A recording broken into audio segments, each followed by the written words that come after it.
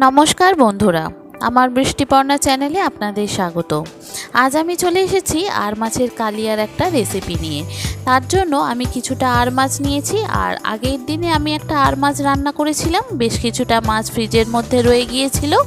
তো আজকে ভাবলাম এই আর মাছের কালিয়াটাই আজকে আপনাদের সঙ্গে শেয়ার করি।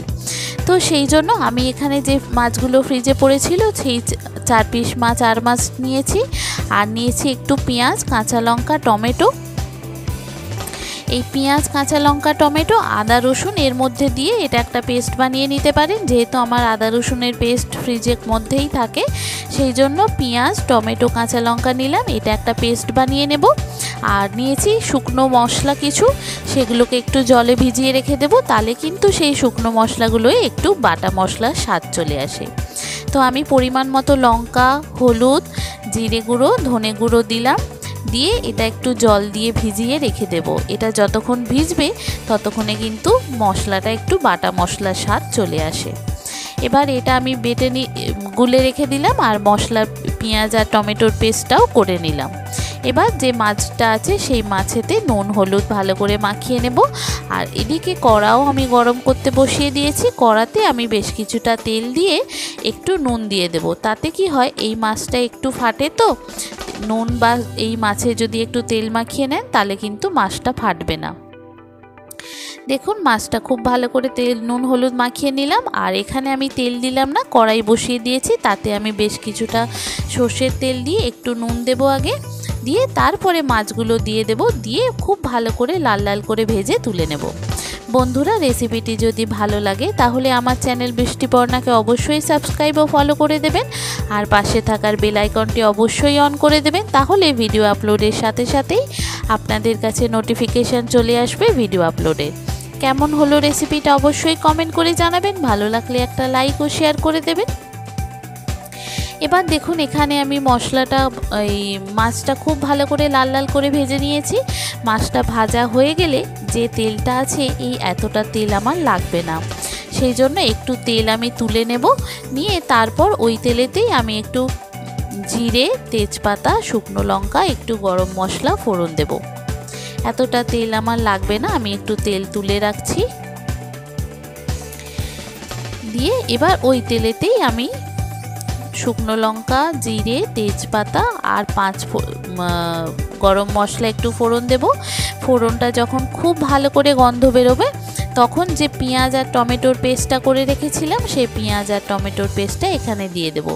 দিয়ে এটা খুব ভালো করে কষাতে হবে।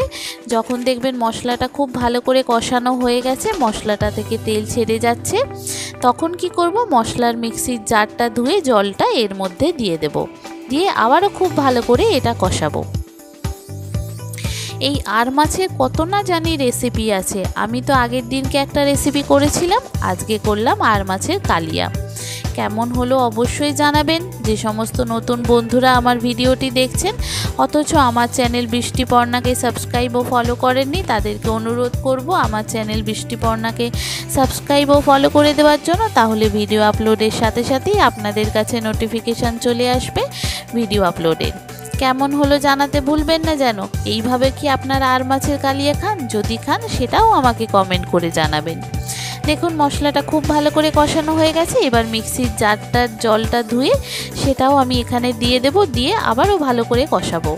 এটা যত ভালো করে কষানো হবে দেখবেন রান্নার স্বাদটা কিন্তু তত ভালো আসে। আর যে মশলাটা গুলে রেখেছিলাম বাটিটা জল দিয়ে, সেই মশলাটা এখানে দিয়ে দেব, দিয়ে এটাকে খুব ভালো করে মশলার সঙ্গে কষাবো। দেখবেন এটা যত শুকনো হবে কষাতে কষাতে দেখবেন আস্তে আস্তে এটা থেকে তেল ছেড়ে যাচ্ছে, আর একটা বাটা মশলার গন্ধ আসছে। যতই হোক শুকনো গুঁড়ো মশলা আমরা ব্যবহার করি, তো এই গুঁড়ো মশলা যদি সে তো আমরা বাটি না, আমরা বাটি সমস্ত কিছু গুঁড়ো মশলা কিনে নিই। তো সেই জন্য এই গুঁড়ো মশলাকেই যদি আপনি জলে ভিজিয়ে রেখে দেন, তাহলে কিন্তু অনেক সময় এটা বাটা মশলার স্বাদ দেখতে পাওয়া যায়। এবার মশলাটা খুব ভালো করে কষানো হয়ে গেছে, মশলা থেকে তেল ছেড়ে গেছে। এবার এটাকে আমি অল্প পরিমাণ জল দেব, দিয়ে এখানে মাছগুলো দিয়ে দেব, দিয়ে সিদ্ধ হতে দিয়ে দেব।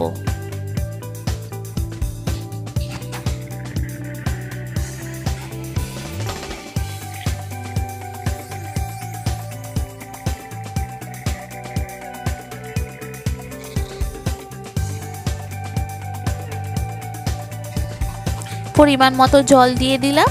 এবার এটা ফুটে উঠলে মাছগুলো দিয়ে দেব, দিয়ে গ্রেভিটা একটু যেরকম চান সেরকম, তবে কালিয়ায় একটু মানে গ্রেভিটা একদম মাখো মাখো হলেই ভালো লাগে। তো এইটা একটু মাখো মাখো, তার আগে আমি একটু নুন ঝালটা এখানে চেক করে নিলাম। নুন বা ঝাল যদি দিতে লাগে এখানে দিয়ে আমি এটা একদম শুকনো শুকনো করব, তারপরে এটা নামিয়ে নেব। গরম ভাতে এত সুন্দর খেতে লাগে এই রকম আর মাছের কালিয়া, আগে না খেয়ে থাকলে এইভাবে একবার ট্রাই করতে পারেন, খুব সুন্দর খেতে লাগে। ঝোল ঝাল তো অনেক খেয়েছেন, কালিয়া একবার এইভাবে তেল ঝাল করে দেখুন। দেখেছেন কত সুন্দর কালার এসেছে, খেতেও খুব সুন্দর হয় এইভাবে আর মাছের কালিয়া। খুব সহজে হয়ে যায়, খুব তাড়াতাড়ি হয়ে যায়, আর যেমন দেখতে সুন্দর তেমন খেতেও কিন্তু সুন্দর হয়। তবে যাদের মাছে একটু গন্ধ লাগে তারা মাছটা কিন্তু খুব ছাঁকা তেলে লাল লাল করে ভাজবেন, দেখবেন সেই মাছে আর গন্ধ ছাড়বে না। আর তাও যদি ছাড়ে তাহলে মাছে একটু লেবুর রস মাখিয়ে দেবেন। কেমন হলো জানাবেন, ভালো লাগলে একটা লাইক ও শেয়ার করে দেবেন। নতুন বন্ধুরা অবশ্যই আমার পাশে থাকবেন। থ্যাংক ইউ বন্ধুরা।